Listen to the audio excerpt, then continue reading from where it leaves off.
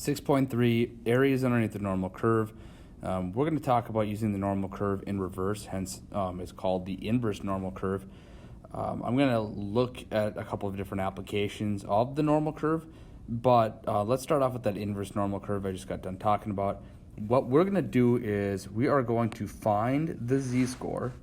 So I really don't know what the actual z-score that goes with in areas that are given. So for example, sometimes you need to find an x or a z that corresponds with the area underneath the curve. It says table in 5. What you can do is you can look at the back of the book, and it might not hurt to grab out that back of the book table to find these areas. Now, it would be, I give you an area of 0.8907. And what I'm trying to find is the z-score, and you got the answer, it's 1.23. That gives me the area to the left of that z-score that is 0.8907. Well, the way I use my table is I look at the middle, and I find the decimal, the 4-digit decimal that is the closest to that area I'm trying to find. Once I find it, I look over to the first column, 1.2, and I look up above that to get my hundredths number, and I get a z-score of 1.23. Now, these areas are the areas to the left, so I don't need to adjust them at all. When it's talking about finding the area to the right, again, my tables only give the area to the left. What I'm going to have to do is find this area to the left. And that's what I'm going to do by taking 1 minus 0.6331. So a question would be like, give me all the area that is to the right of the z-score that is 6333. Okay, well, but the actual area I'm going to look up is 0.3669. So again, I'm going to look up 0.3669. Look over and get negative 0.3. Look up and 0.04.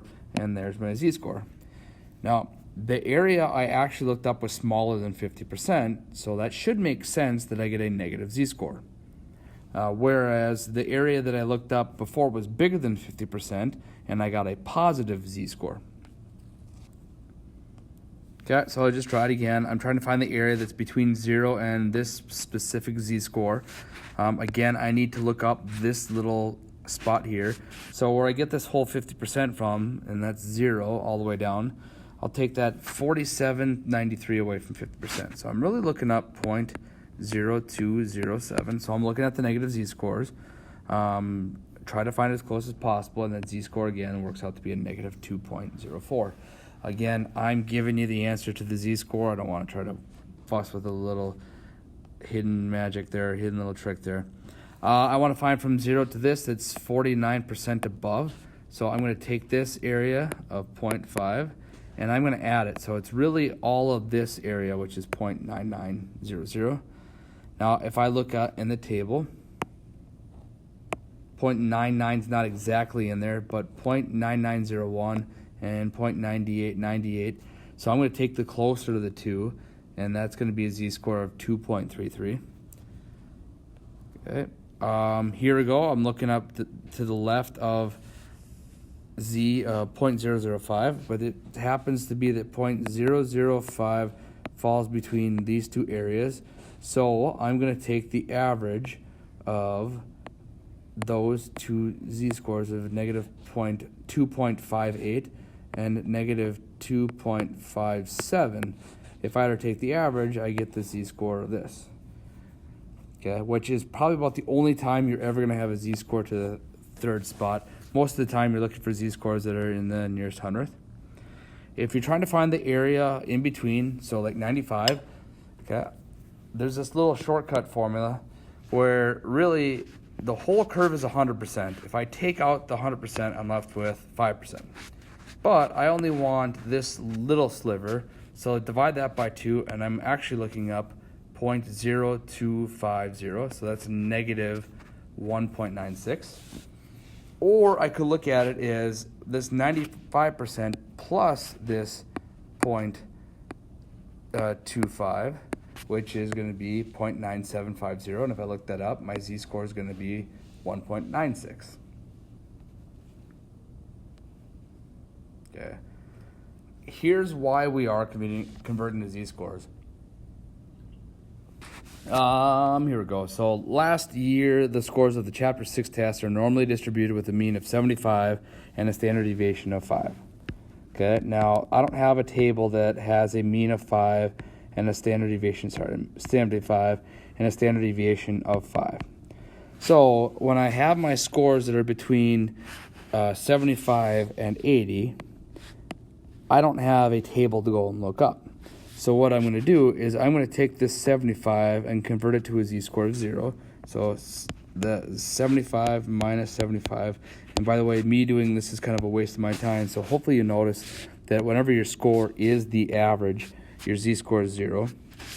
I'm going to convert 85 into a z-score. 85 minus 75 over 5. So that's going to give me 10 over 5, which is 2. So my z-score of 2, my z-score of 0, hint, hint, wink, wink. I didn't need to really look up a z-score, but I'm going to do it this way anyways. Look up the z-score of 2, and that's the area underneath the curve. And what that would look like is kind of like this. So 0 is always the middle when you standardize it. Here's your z-score of 2. This area of 9730 or 772 is from here all the way down. Okay. But I want to take off this portion, so I'm just left with that area right there. So I'll take away the 0.5, because anything at z is equal to 0 and below is 50%. And the resulting area is 0.4772. Or there's a 47.72% chance, or there's 47% of the tests that lie between 75 and 85. Okay, so there's an area problem and how it applies to applications. But Mr. Thill just decides that I only want the top 4% to get me an A, no higher. So what I'm going to do is I'm going to place this 4%. Okay, so 4% turns into 0.04. That's the area, but that's not the area I would look up to find my z-score. I'm actually going to find that area. So here you see me go 1 minus 4% to get 0.96. I looked up the z-score and it worked out to be 1.75. That means I only want scores above this particular score.